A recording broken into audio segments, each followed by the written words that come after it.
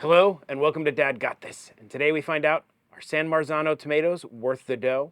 And what did the pasta say to the tomato? Don't get saucy with me.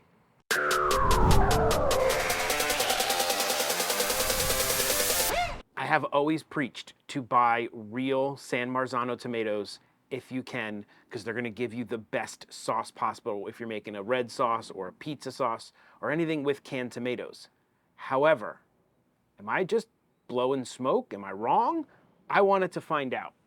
So I went to the store and I bought real San Marzano tomatoes, Italian tomatoes that aren't San Marzano, but are similar, but imported from Italy, San Marzano style tomatoes, and just regular old tomatoes. I'm going to make the exact same sauce using all of these with the exact same ingredients and see which one tastes better and see if I can tell the difference and if I've been wasting my money this whole time buying these expensive tomatoes. These vary wildly in prices. This is $5.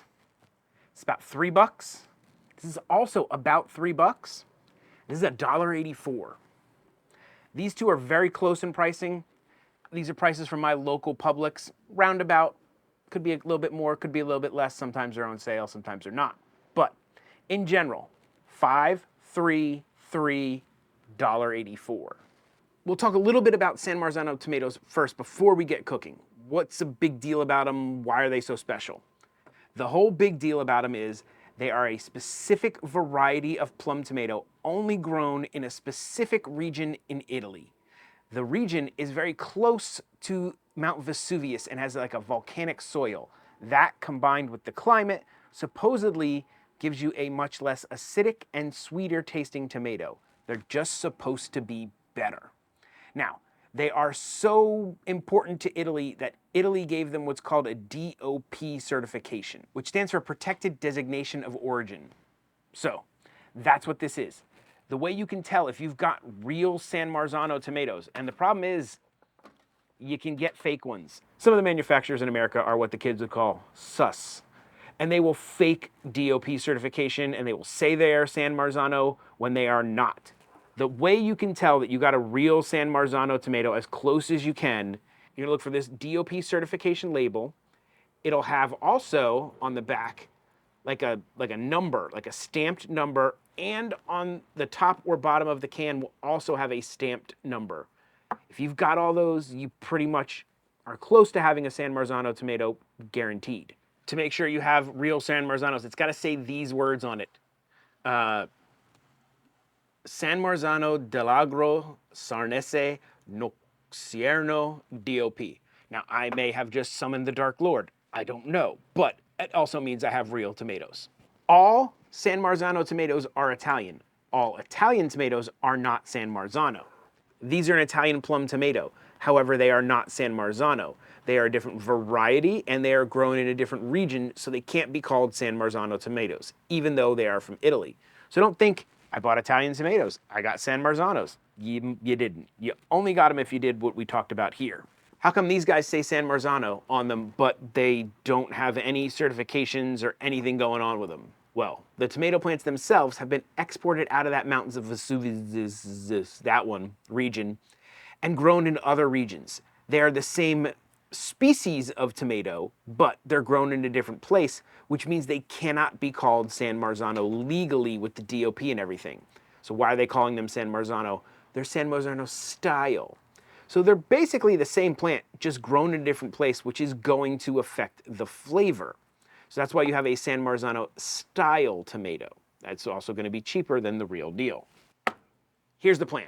I'm going to show you how I make my quick cook pasta sauce. You can use this any day during the week. This is great to put into baked pastas. You can eat it straight on pasta. It even makes a good pizza sauce. I'm going to make that same pasta with all of these. Exact, like to the T ingredients.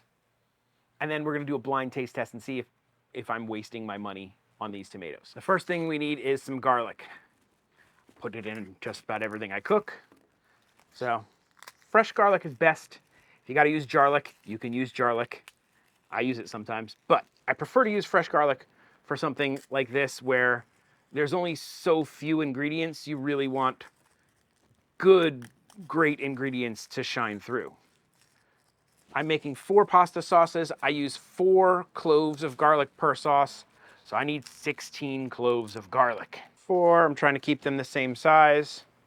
Now, I'm gonna actually weigh out the garlic when I'm done making the sauces so I know each one has the exact same amount. For these garlic, we are not going to do the traditional crush and dice. We are going to peel these and we're gonna slice them thin. So we're gonna take this little nubby off and just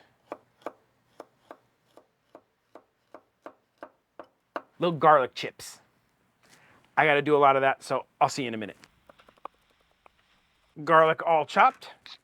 What I'm going to do is I'm going to take this kitchen scale into grams. We have 73 grams of garlic. We now have 72 grams of garlic because that becomes 18 grams per sauce. 18 grams fresh garlic times 4. The next thing to make a fantastic sauce with very few ingredients is fresh ingredients. We want fresh basil. So I have a fresh basil plant here, and I'm gonna clip off 3 big leaves per sauce. 1, 2, 3. Give them a good wash. Ready to go. Tomatoes. We're gonna start with the real deal. We'll cook this one first. Open your can. Everybody goes in the party. I personally don't like a blended pureed sauce that much, so I just crush my tomatoes with my hands.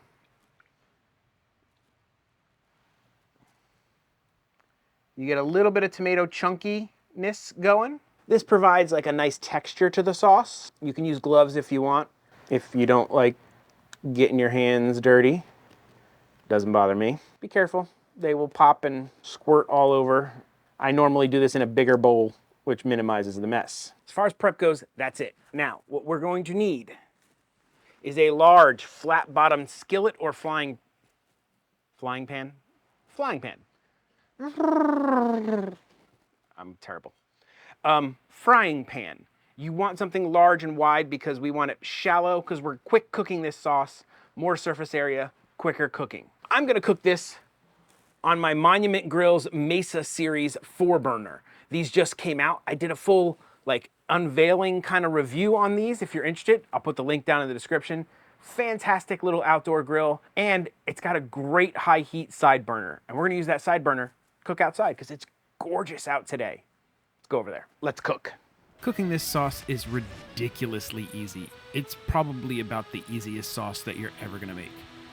We're adding everything to a cold pan first. It just helps infuse the oil with the garlic and the basil. We're gonna cook this for about 5 minutes. Why am I cooking these and not just tasting the tomatoes raw? Because that's not really fair. I want to see if the tomatoes make a difference in the way I use them, in my food. You're gonna wanna watch this closely. Make sure that the garlic gets browned, but not burnt. You do not wanna burn your garlic. At this point, add in all your tomatoes. Anything that's in the can goes in the pan. And then we're gonna simmer it for about 5 minutes until it thickens. At that point, we can add our butter and our salt and stir it up a little bit, and it's done. At this point, there is nothing left but to cook the other sauces in the exact same format and method with all the same ingredients that I did for the last one.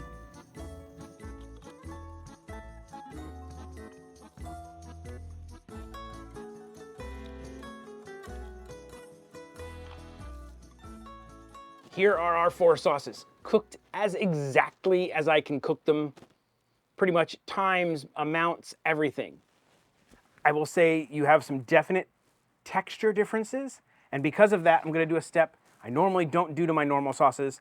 I'm gonna give them a quick little puree with the hand blender, just so that I don't notice a texture difference between them and be like, oh, I know that's the hand crushed and that's the crushed, and because they definitely all have different textures.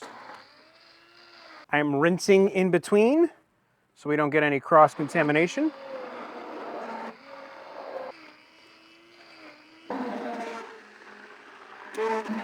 I would say they all look pretty darn similar right now, except for that one. I don't know. But these 3 look exactly the same. That one looks a little different. I have labeled these 4 ramekins. One is R for real, S for style, I for Italian, and B for basic. We're gonna go ahead and add in, everybody's got their own spoons, so I don't contaminate with spoons. I'm trying to be like scientific here. Now, because these were cooked at different times, I'm gonna go zap these all in the microwave for 30 seconds. All right, everybody's gonna get a stir, and I'm gonna blindfold up, so I can't tell which ones these are. All right, I can't see a darn thing. Okay, I got 1, I got 2, 3, I got 4. Start with 1.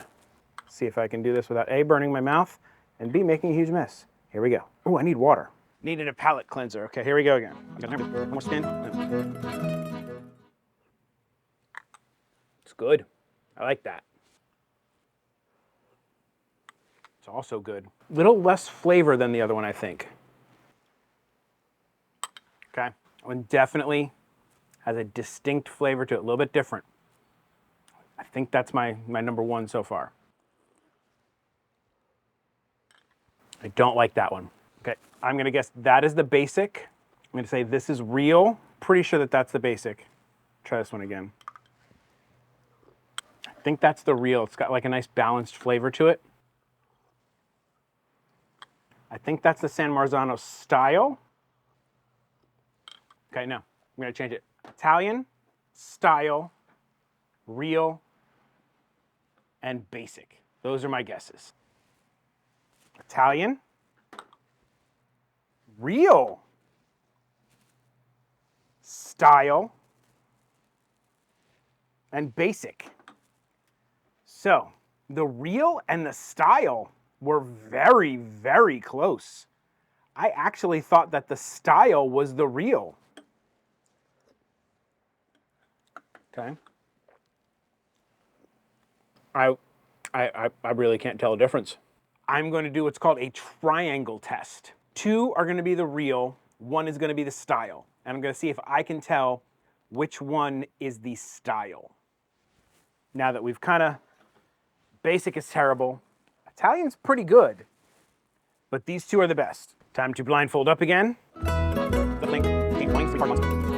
right, I feel like there's no way I could know which ones were which.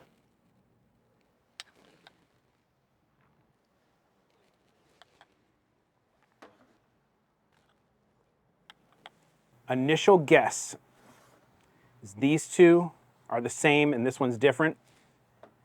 I think they're style and this is real, but let me try again. Let me just do back to back without the water.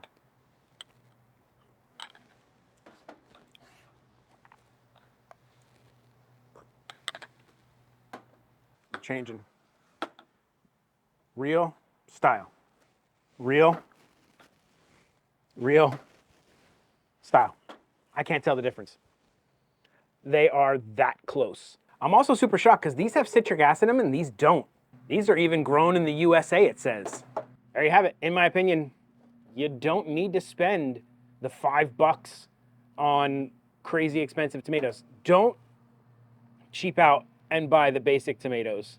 They were not good. I mean, it's a good sauce, but once you taste it compared to one of the other ones, 100% different.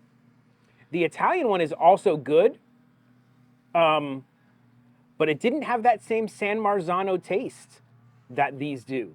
Now, what am I gonna do with all this sauce? First, I'm gonna make a smoked lasagna. Second, I'm gonna do a test in the Ninja Woodfire grill using the flat top, see if I can make a pizza in it without having to cook it in the Ninja Woodfire outdoor oven. If you enjoyed this video, please do the whole likey, subscribe thing. That would be awesome. Share the video, comment on the video. Leaving comments, interacting, thumbs upping makes a real big difference. It's what YouTube looks at and goes, oh, people like this video. So if you could do that, that would be great. If you're interested in becoming a member, that information is down in the description along with all the details. I'm gonna post this recipe for this sauce in that description also. Anything I've used, I'll try to put a link to on Amazon. It'll be an affiliate link. It does help out the channel. First, what did Arnold Schwarzenegger say after watering his tomato seeds? You've been germinated. Dad may tell very bad dad jokes, cook lots of pasta sauce, but one thing Dad will never do is an outro. So that's it. Bye. At this point, I would like to thank our producers, those two. Thank you.